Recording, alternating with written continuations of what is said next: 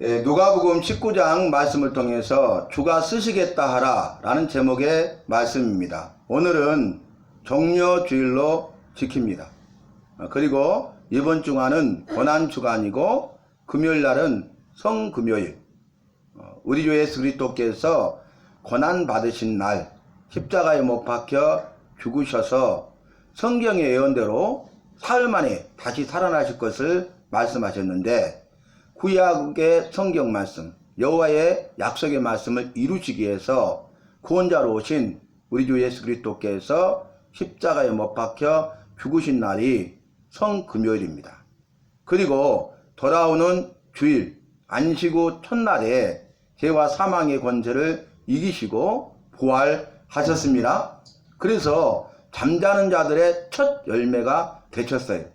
다시 말하면 돌아오는 주일은 예수님께서 무덤에서 다시 살아나셔서 죄와 사망의 권세를 이기시고 죄의 약속의 말씀을 이루신 부활절입니다.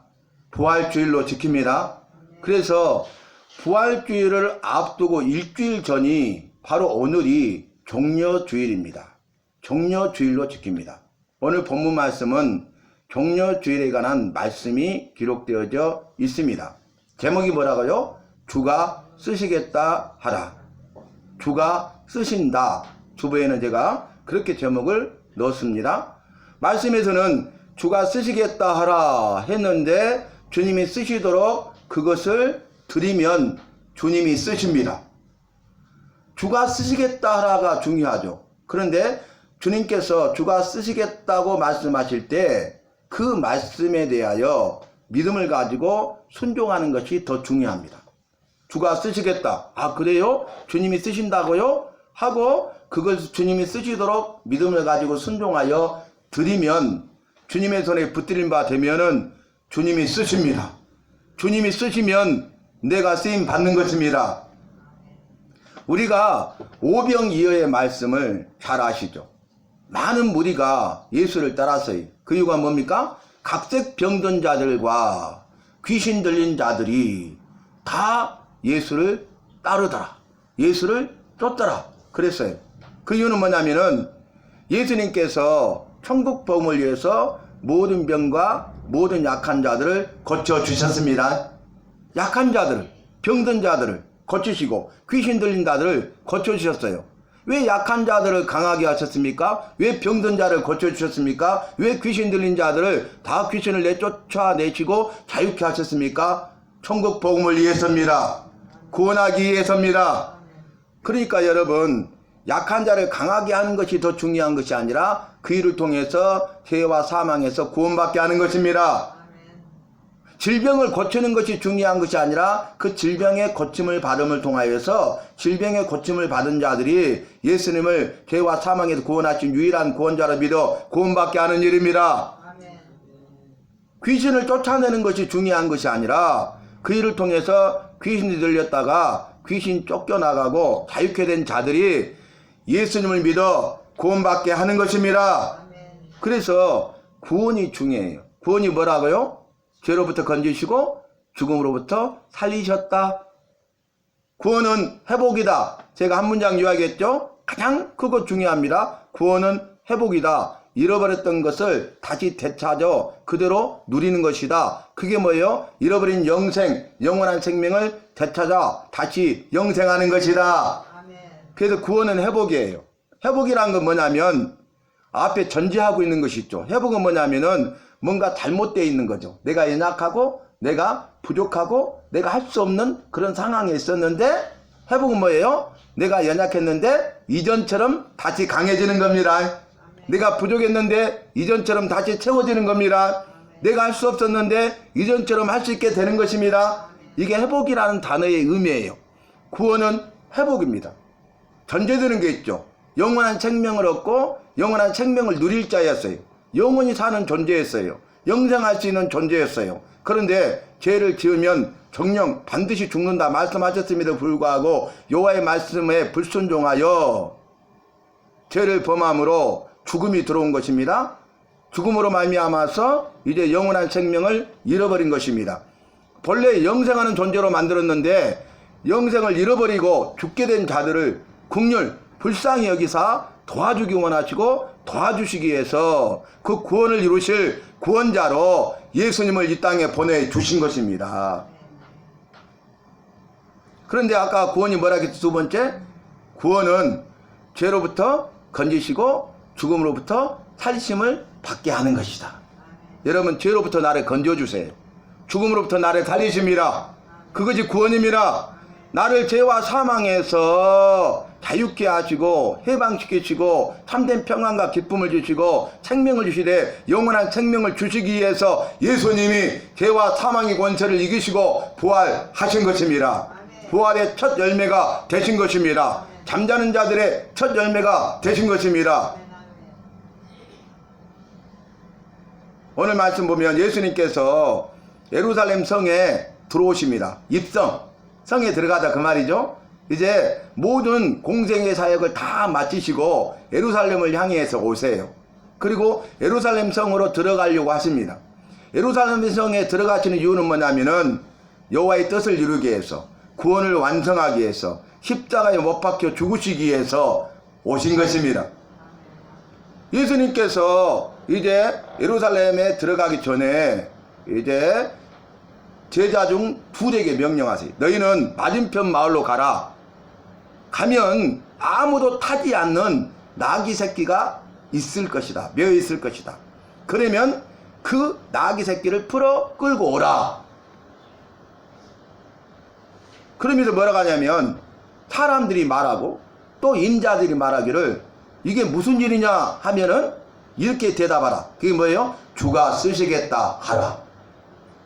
그래서 이 제자 중 두 사람이 예수님의 명령을 받고 맞은편 마을로 갔더니 아니 예수님의 말씀대로 나귀 새끼가 매여 있는 거예요. 그리고 그 매여 있는 나귀 새끼를 풀어서 끌고 오니까 임자들이 왜 끌고 가느냐? 자기가 주인이니까. 그때 주가 쓰시겠다고 말씀하셨다라고 하니까 그냥 내어주는 거예요. 예수님의 말씀대로 이루어진 것입니다. 여러분, 이 사건은 뭐냐면 앞으로 될 일을 우리는 알지 못하잖아요. 아니 그 마을에 가보지 않고서는 나귀 새끼가 매여 있는지 알 수 없잖아요. 그리고 아무도 타보지 않는 나귀 새끼인지 알 수 없잖아요. 그리고 그걸 끌고 오면은 아니 왜 내 걸 가져가? 도둑이잖아요. 그런데 주가 쓰시겠다고 말씀하셨다 하니까 임자들이요 그대로 내어주는 거예요. 그대로 됐습니다. 이건 뭐냐면 우리 예수님은 성부 성자 성령 삼위일체 여호와시기 때문에 여호와 즉 영원하시고 전능하시고 주인 되신 분이시기 때문에 그렇습니다. 그래서 그분은 전지전능하신 분이 전지 모든 것을 아십니다.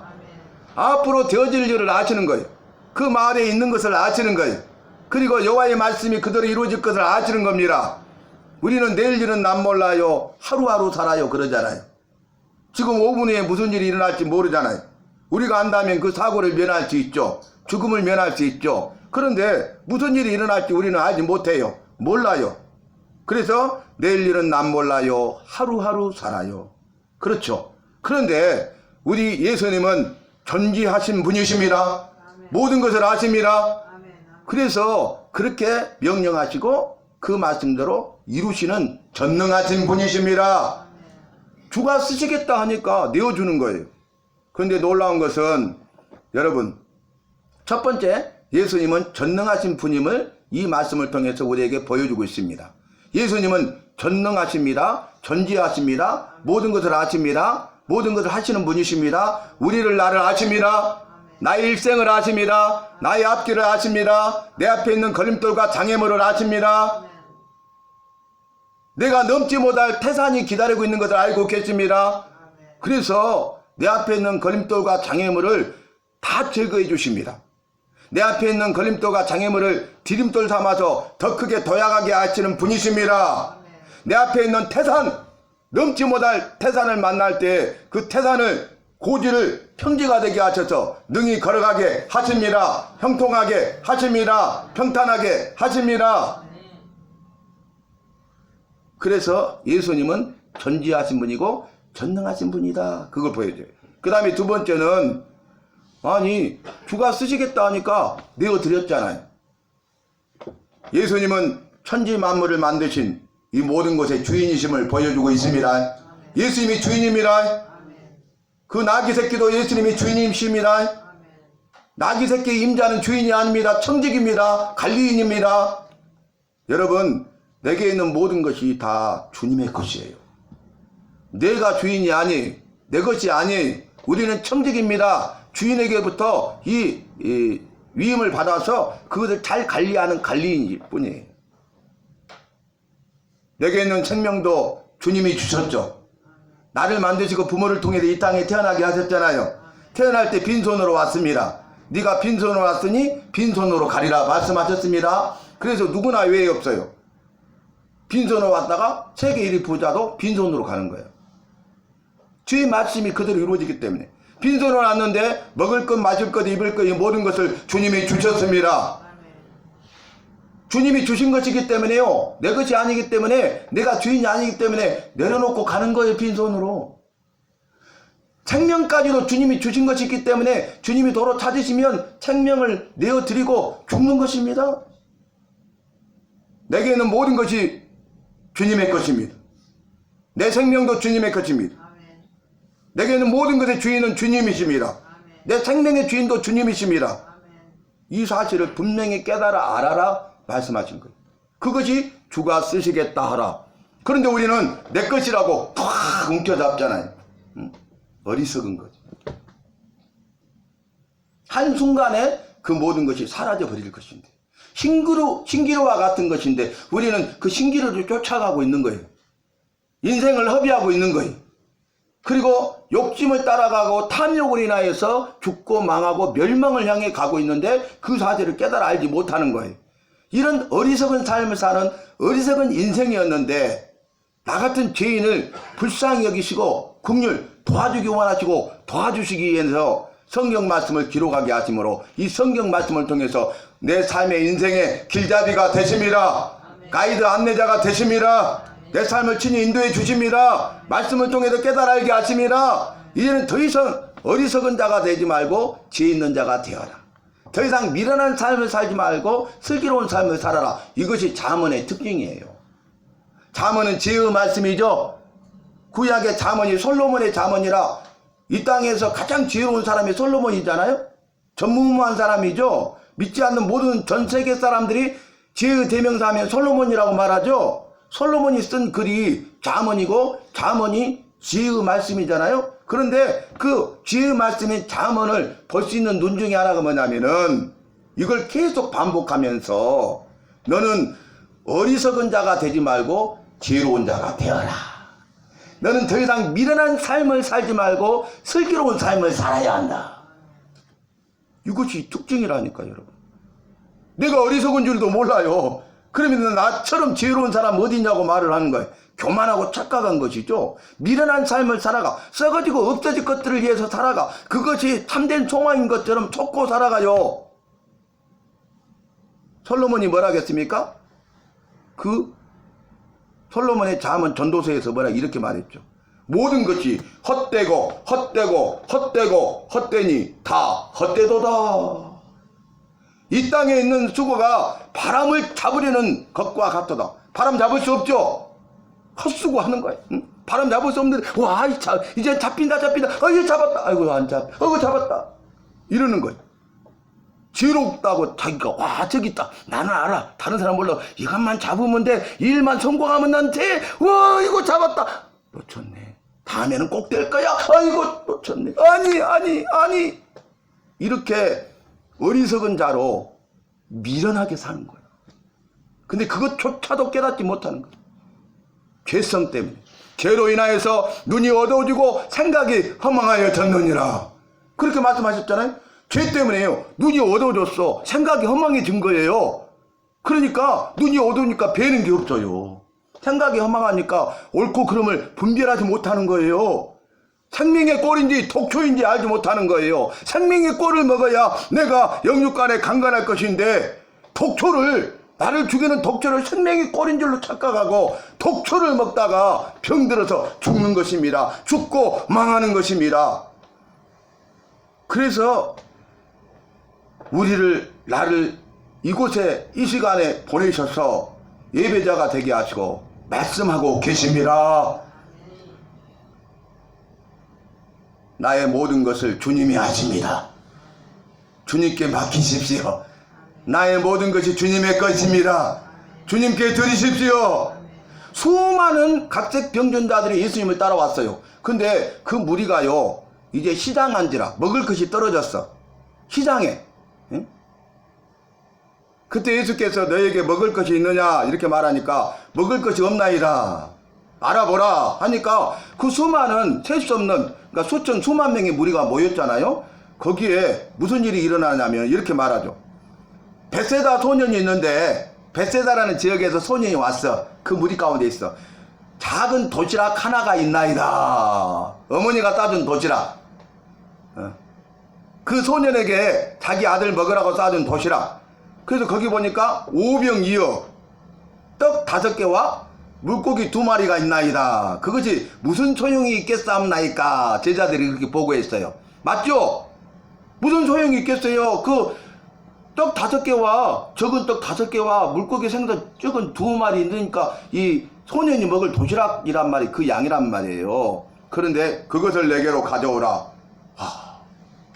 세상에 벼룩이 간을 빼먹지 그걸 가져오라고 하세요? 그럴 수 있잖아요. 근데 그걸 가져오라니까 이 벳세다 소년이 적지만 소중한 자기가 먹어야 될 어머니가 싸준 그 도시락을요, 주님이 쓰시겠다 하니까 딱 드려요. 주님의 손에 붙들림 받아요.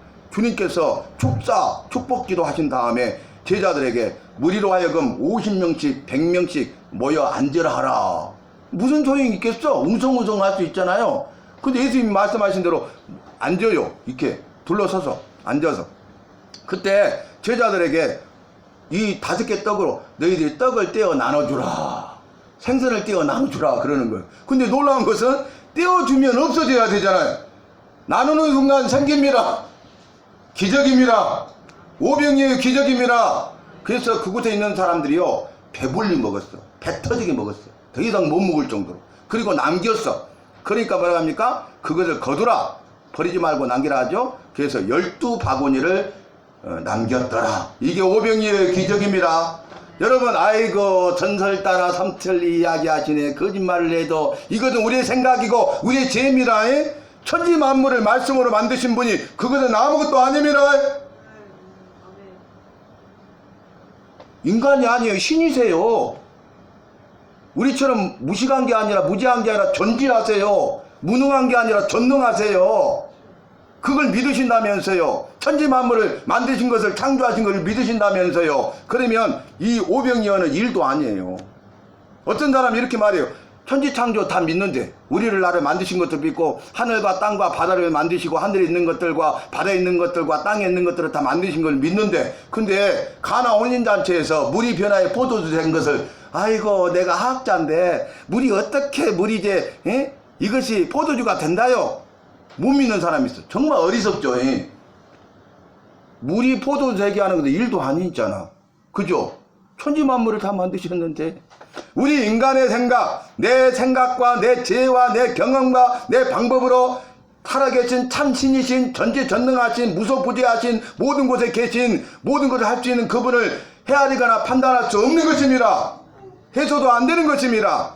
로마서 11장 33절에 이렇게 말씀하셨어요. 깊도다 하나님의 지혜와 지식에 부요하며 그의 길은 측량치 못할 것이며 그의 생각은 판단치 못할 것이로다 그랬어요.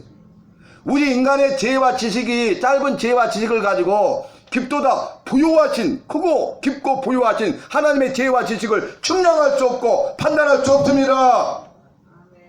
제가 말씀드렸잖아요. 여러분, 제가 토목학과 출신이라고. 토목학과. 지구상에 일어난 모든 일이 다 토목에 들어가요. 삽질하는 것도 토목이에요. 모든 지구상에 일어난 일이 토목이에요. 토목이 이렇게 커요. 그러다 보니까 건물 짓고 빌딩 짓는 것 정도까지는 건축에 맡겨주고, 항만, 도로 건설 이런 거 있죠. 큰 것만 하는 거야, 토목이. 토목을 하기 위해서 가장 먼저 첫 번째가 뭐냐면 측량이, 측량. 측량한다니까. 여러분 쌍안경 같은 게 이렇게 보는 거 봤어요? 혹시? 길거리에서. 그리고 막 볼 때 이렇게 막 빨강색 흰색 돼가지고 막 갖고 있는 사람 봤어요? 이게 측량하는 거, 측량. 모든 일을 하기 전에 측량을 하거든요. 이 지구상의 모든 일은 다 측량이 됩니다. 측량 안 된 거 하나도 없습니다. 그러니까 다 측량하고 모든 일을 합니다. 그런데요, 여호와의 지혜와 지식은 측량치 못하며 판단치 못할 것이로다. 아멘. 우리가 정말 어리석고 미련하기 때문에 교만한 거예요. 그래서 이 손가락으로 하늘을 가리려고 하는 거예요. 이런 어리석은 삶을 살아가는 거예요. 우리는 절대 그렇게 살아서는 안 되겠습니다. 전지나의 모든 것을 아시는 분이십니다. 그 주님을 의지하십시오. 그리고 이 모든 것이 다 주님의 것입니다. 주님께 맡기십시오. 벳세다 소년이 오병이어를 주께 맡겼더니 주님께서 오병이어의 기적을 행하신 거예요. 주님의 손에 붙들림 받으니까 능력 있게 쓰임 받은 것입니다. 내게 있는 모든 것 다 주님의 것이므로 시간과 재능과 물질과 행하는 모든 것들을 주님께 맡기시기 바랍니다. 여러분의 계획도 여러분의 사업도 주님께 맡기시기를 바랍니다. 놀라운 일이 이루어졌어요. 주가 쓰시겠다라 예 이렇게 말해. 이 말씀은요, 스가랴 선지자를 통해서 예언하신 예언의 말씀도 이루셔요. 스가랴서 9장 9절 말씀에 보면은 구원자 왕이 오시는데 그분이 어린 나귀 새끼를 타고 오시리라 예언하셨습니다. 어린 나귀 새끼를 타고 가는 거예요. 여러분, 왕으로 입성하니까요, 그때는 왕이 개선장군처럼 들어가면 말을 타고 들어가요. 일반 말도 아니라 백말 있죠. 백말, 하얀 말 타고 이풍당당하게 쫙 이렇게 입성하는 거예요. 근데 왕의 왕이시고 왕중 왕이시고 만왕의 왕이시고 영원한 왕이신 예수님께서 백마를 타는 것이 아니라 아무도 태워본 적이 없는 어린 나귀 새끼를 타고 예루살렘 성에 들어가십니다. 이것이 겸손의 왕으로 오신 거예요. 그걸 보여주시는 거예요. 예수님은 겸손하십니다. 우리에게도 말씀하셔요. 교만하지 말고 겸손하라고 말씀하십니다.